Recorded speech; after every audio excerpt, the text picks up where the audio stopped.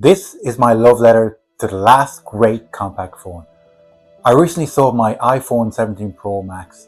I remember holding the very capable iPhone 17 Pro Max in my hand for the first time and thinking, this is not beautiful. In contrast to the tiny iPhone 5S I held in my hand just weeks after my purchase, I realized I made a mistake. So what happened? I found myself in a cafe here in Dublin, and on the stand they had an iPhone 5S or Generation 1 SE. They used it to take calls and it still worked. I asked if I could hold it.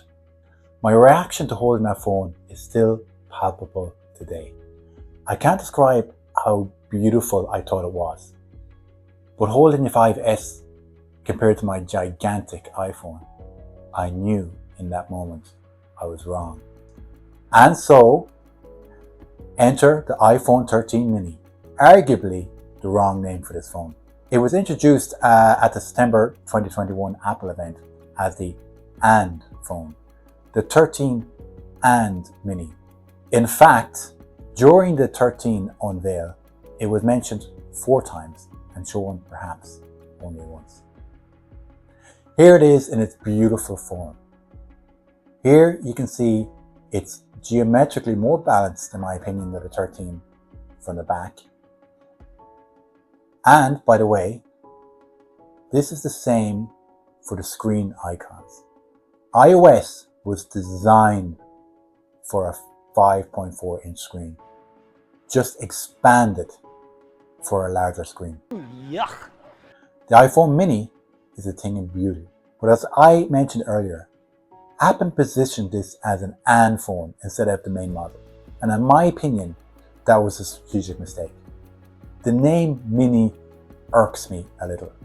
The 12 mini shouldn't be called a mini at all. It could have simply been called the iPhone 12, and the larger model branded as a Plus. Looking back at the lineup, such a naming convention might have worked with the iPhone 11, with the 5.4 inch as the standard model and the 6.1 as the Plus. Branding the 6.1 inch as the Plus model doesn't seem like such a stretch when you remember this fact.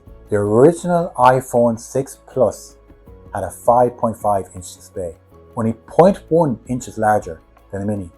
Did you know that? Anyway, I'll do a deeper dive into iPhone screen sizes in another video, so subscribe if you want to see that. I argue that it's the final evolution of the iPhone 5. It is the successor of the last phone Steve Jobs worked on. It's the perfect form factor for a phone, period. You know, I was watching an old clip of Johnny Ive talking about the Apple design philosophy, and he spoke about how things are built with a sense of carelessness. He said that the users can sense the care put into an object, even if they can't describe it. Holding an iPhone mini after a month, that is exactly how I feel. So what drove me back to an Ive form factor was the realization that the word premium, as defined in the video, the excellent video, The Death of the Premium Apple Design, has evolved. Narrator has explained that we've moved away from aesthetic minimalism that John Ive was obsessed with to a new sort of functional minimalism.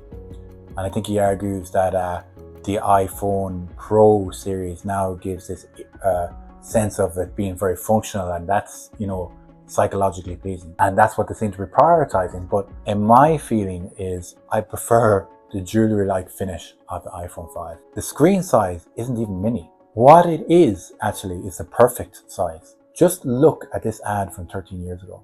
Your thumb. It goes from here to here. This bigger screen goes from here to here.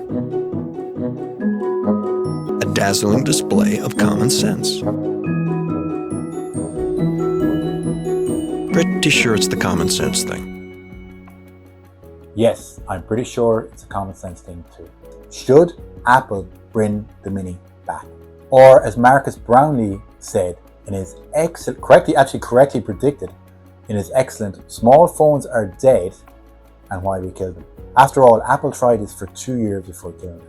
And the last flagship phone, according to Marcus, was the Asus Zenfone, and that was killed. So do I need to accept that the minimum screen size is 6.1, 6.3 inches. Even after all that, I think this should. Imagine an iPhone 18 mini. They said the mini was discontinued due to poor sales. About 5% for the iPhone 12 mini and roughly 3% for the iPhone 13 mini. Imagine a premium compact device with titanium or stainless steel bands, polished chamfered edges like the iPhone 5, and a dual camera system. Pair that with the beautiful ergonomic design and modern battery technology. With carbon silicon batteries, Apple's own modem, the improvement in the internal architecture making more room for the battery, you could end up with an absolute beast of a phone that still fits comfortably in your pocket and is the perfect size, I argue, for a phone. 5.4 inches is not mini. It's almost the same size as the original Plus phones. It's small enough that you can reach every corner of the phone with your thumb, and it's big enough to be a highly capable phone for watching videos if you want. Thank you, and leave your comments if you agree with me or disagree. Bye bye.